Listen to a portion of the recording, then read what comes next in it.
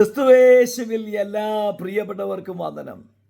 ലോകമെമ്പാടും ഇന്ന് ഈസ്റ്റർ ദിനം ആഘോഷിക്കുമ്പോൾ, തിന്മയുടെ മേൽ നന്മയുടെ വിജയത്തെ ആഘോഷിക്കുമ്പോൾ, എല്ലാ പ്രിയപ്പെട്ടവർക്കും ഇന്ന് ഈസ്റ്റർ ദിനാശംസകൾ നേരുകയാണ്. യേശുവിൻ്റെ ഇഹലോകവാസകാലത്ത് കരയുന്നവരുടെ കണ്ണുനീർ കണ്ട് യേശു കടന്നു പോകുകയില്ലായിരുന്നു. അവരുടെ കണ്ണുനീരിന് മറുപടി നൽകിയവരെ ആശ്വസിപ്പിച്ച് അവരുടെ വിഷയത്തിന് മറുപടി നൽകിയ യേശുവാണെങ്കിൽ, ഉദ്ധിതനായ യേശുവും കരയുന്നവരുടെ കണ്ണുനീര് കണ്ട് മാറിപ്പോകുകയല്ല, അവളുടെ കരച്ചിലിന് ആശ്വാസമായി മാറുകയാണെന്ന് തിരുവഴുത്തിലൂടെ നമ്മോട് കർത്താവ് ഇടപെടുകയാണ്. വിശുദ്ധ യോഹന്നാന്റെ സുവിശേഷം 20-ാം അധ്യായത്തിൻ്റെ 15-ാമത്തെ തിരുവചനത്തിൽ ഇപ്രകാരം പറയുന്നു: യേശു അവളോട്, സ്ത്രീയെ, നീ കരയുന്നത് എന്ത്? നീ ആരെ തിരയുന്നു? കർത്താവിൻ്റെ കല്ലറയ്ക്കൽ സുഗന്ധദ്രവ്യക്കൂട്ടുമായി കടന്നു വന്ന മറിയ യേശു കല്ലറയിൽ ഇല്ല എന്ന് തിരിച്ചറിഞ്ഞിട്ട് അവൾ കാവൽക്കാരനോട് ചോദിക്കുക, തോട്ടക്കാരനോട് ചോദിക്കുക, യേശു എവിടെയെന്ന്. അവൾ കരഞ്ഞുകൊണ്ട് നിൽക്കുമ്പോൾ ഉദ്ധിതനായ യേശു അവളുടെ അടുക്കൽ വന്ന് ചോദിക്കുക, നീ കരയുന്നതെന്ത്?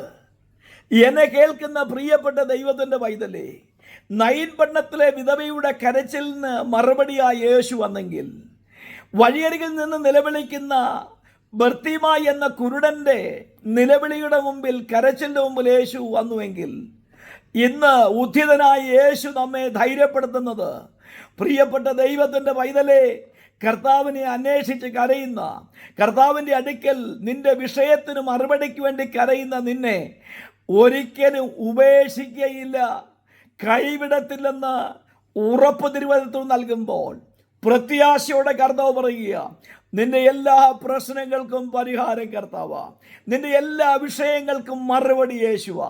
പ്രിയപ്പെട്ട സഹോദര, സഹോദരി, മിത്രമേ, നിങ്ങൾ ഇന്ന് നേരിടുന്ന, നിങ്ങൾ ഇന്ന് കടന്നു പോകുന്ന, നിങ്ങളിന്ന് അനുഭവിക്കുന്ന ഏതൊക്കെ വിഷയമാണെങ്കിലും ആ വിഷയത്തിന് യേശു മതിയായവനാ. യേശു സർവത്തിൻ്റെയും അധികാരിയാ. യേശു ഉദ്ധിതനായി മരണത്തെയും പാതാളത്തെയും ജയിച്ച ജയാളിയായി നിൽക്കുമ്പോൾ നമുക്ക് കർത്താവിലേക്ക് നോക്കാം. അവങ്കലേക്ക് നോക്കിയോ പ്രകാശിതരായെങ്കിൽ ഞാനും നിങ്ങളും പ്രകാശിതരായി മാറുവാൻ, ഞാനും നിങ്ങളും ജയാളികളായി മാറുവാൻ, ഞാനും നിങ്ങളും സന്തോഷമുള്ളവരായി മാറുവാൻ, സമാധാനമുള്ളവരായി മാറുവാൻ, പ്രശ്നങ്ങളുടെ മേൽ ജയമെടുക്കുന്നവരായി മാറുവാൻ ജയാളിയായ കർത്താവിനോട് ചേർന്ന് നമുക്ക് നമ്മുടെ യാത്ര തുടരാം. നല്ലൊരു ദിനം നിങ്ങൾക്ക് ആശംസിക്കുന്നു. കർത്താവിൻ്റെ കൃപ കൂടെ ഇരിക്കട്ടെ. God bless you all.